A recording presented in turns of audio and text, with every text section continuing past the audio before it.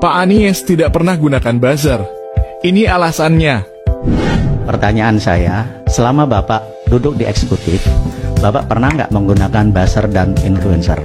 Dan kedua, nanti kalau Bapak terpilih menjadi presiden, apakah gaya komunikasi Bapak dengan publik akan tetap menggunakan akan tetap berarti sama seperti kemarin Pak, enggak? Apakah ya akan Bapak menggunakan buzzer atau influencer? Itu Pak. Terima kasih Pak.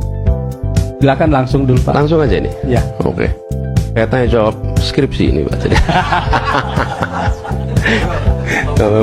Gini, kalau ini pertanyaan, apakah kemarin pakai buzzer? Kalau pakai buzzer nggak babak belur kayak begini Pak kemarin itu Pak. Kan justru karena kita apa adanya, nggak pakai buzzer, nggak pakai itu semua, maka natural gitu.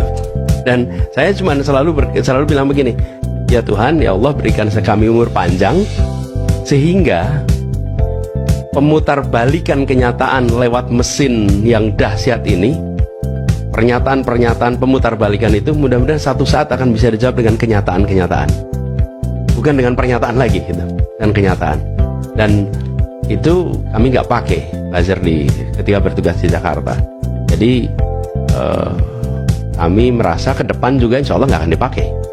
Menurut saya itu merusak sekali, dan solusinya menurut kami harus diobrolin sama teman-teman semua, sama mereka yang bergerak di media.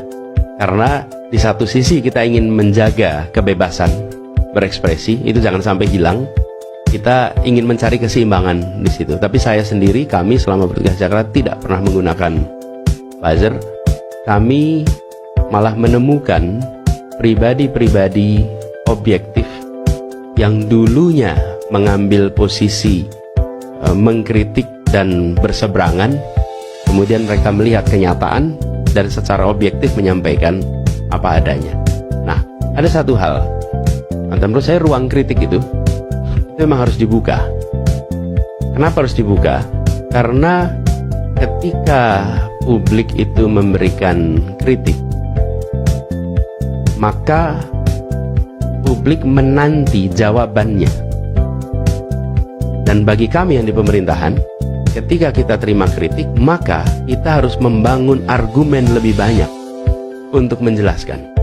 Kita harus mengungkapkan fakta lebih lengkap untuk menjelaskan. Dan siapa yang paling diuntungkan dari dialektika ini? Yang paling diuntungkan adalah publik. Nah, yang kami butuhkan dari media bersedia untuk memberikan ruang pada dua-duanya. Sehingga publik mendapatkan kritiknya, mendapatkan jawabannya, kritiknya lagi, jawabannya lagi, sehingga publik bisa menilai dengan objektif. Tapi kalau ruang itu tertutup, menurut saya akan repot. Dan dalam pandangan kami, media tidak harus netral, tapi harus objektif. Masa mau netral kalau ada penindasan? Nggak mungkin.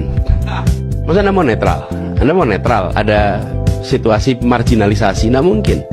Netral itu adalah sikap yang muncul dari assessment objektif. Atau tidak netral itu assessment objektif. Jadi yang menurut kami harus dijaga adalah objektivitasnya dan tentu independensi.